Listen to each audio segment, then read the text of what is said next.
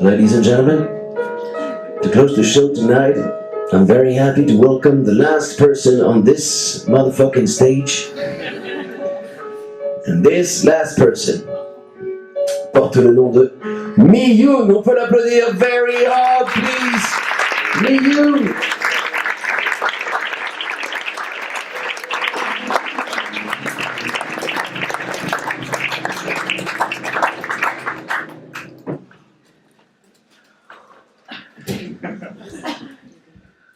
Merci pour l'accueil. Alors, je suis un peu essoufflé ce soir, donc il se peut que je respire pour ne pas mourir, par exemple. Donc, Charles, tu m'écoutes, mais tu t'éclates, d'accord? Et ça parle de tendresse, parce que cette année, je suis en mission ambassadeur de la tendresse.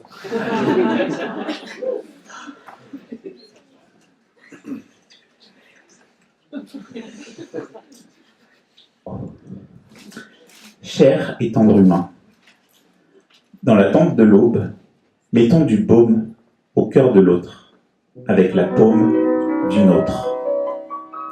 Prenons soin du temps qui reste, à vivre en aimant. Vivre ainsi nous laisse une opportunité de ne pas finir sur une chute, sur une tranche de désespoir. Une chance de nous relever sur une pointe de sel au sommet d'une dune. Au crépuscule, nous devons nous résoudre, décider d'aller de l'avant en fixant l'astre à l'éclat fidèle, avec 2 petites prunelles. Sinon, nous sombrons dans la nuit des cendres vermeilles. Vivre en aimant la joie. Vivre avec l'élan d'aller vers l'eau, vers l'autre soi, allégé, grâce à la gravité de la joie. Il est grand temps de sentir le vent qui relève de l'évidence, de la tombe de l'oubli.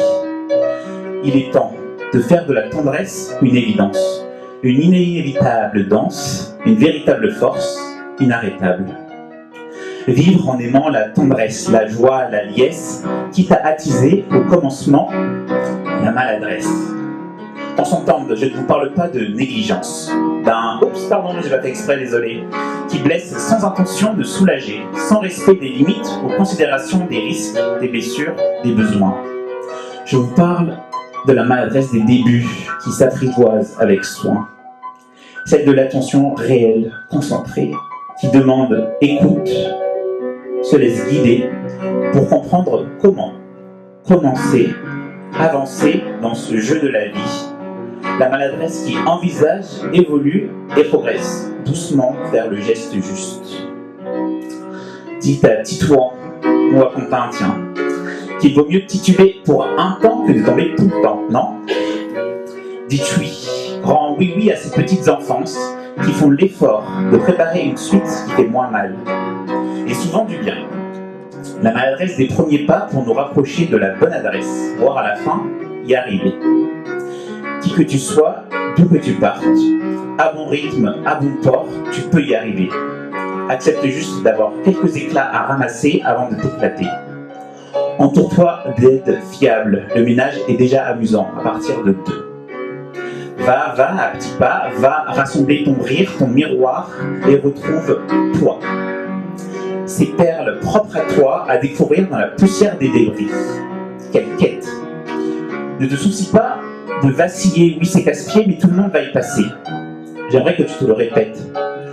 Ce qui doit se casser se cassera. Encore et encore.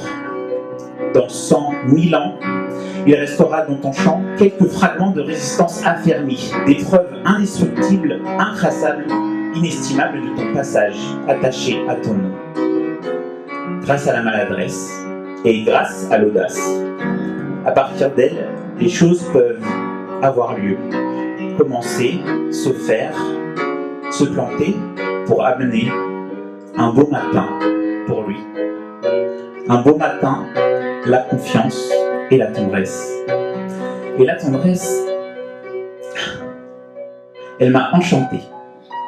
Elle m'a poussé, gentiment, à m'engager. Et j'ai dit Oui. Malgré la peur, parce que boum, face au monstre dehors, avide de trésors, dévoreur des différences qu'il considère comme des nuisances, seul ça fait un peu peur.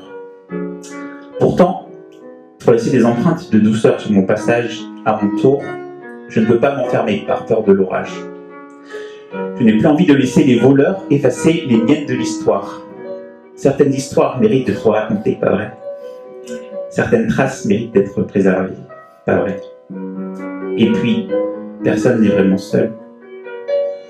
Donc je vais y aller. Si vous voulez, c'est maintenant, on y va. À fond, tout donner avant d'abandonner les regrets. Allons faire des tentatives de tendresse. Allons même en provoquer des étincelles partout sur terre, jusqu'au cœur des forteresses, dans la cour des démons. Vous êtes chaud? Au cœur de l'étranger, à côté de l'étranger, aux côtés de l'étranger, voilà. Pour ses camarades de lutte, ses proches, toutes celles et ceux qui veulent donner un sens au mot maison. J'ai envie, pour nous répéter, pour qu'on se rapproche, tenter encore, retenter jusqu'à retentir, ressentir le vent de tendresse dans la tempête. Une bise qui enjoue malgré tout, ressentir jusqu'à voir resplendir la tendresse dans les temps de détresse. Toi aussi, tu entends marcher le souffle qui ravive les récits, remplis de merci et de et si. Et si nous tentions, retentions? Et si nous retentissions, rôtissions à partir de rien d'autre que le plus beau des liens, le verbe aime? Et si tu m'écoutes, toi qui veux un monde plus sûr, libre, juste, rends-toi utile en devenant plus tendre, plus mûr, pas plus dur. À toi, autre moi, reçois l'invitation à rejoindre la mission. Elle te demande d'ouvrir la voie aux petits communs, les deux oreilles, aux petits comme eux qui cultivent l'esprit du jeu. Ouvre les deux mains et les fenêtres sur horizon. Sépare-toi du masque bouclier, de l'armure, du rempart, donne, pour apercevoir en chemin la promesse. Une couche de bleu, une touche de blanc, une boucle de caresse à contre-courant, une couche de cyan, une touche de blanc, et une grande voile d'où se dresse devant la terreur des gens, le mât, porte-cloche suprême, par-dessus la vague calme. L'écho qui vague, l'écho qui vogue, l'écho qui charme, à travers le silencieux appel à partir à l'aventure, ensemble, à la poursuite de berceuses, de beaux rêves humains, ou du cœur océan, jusqu'au retour de l'aube.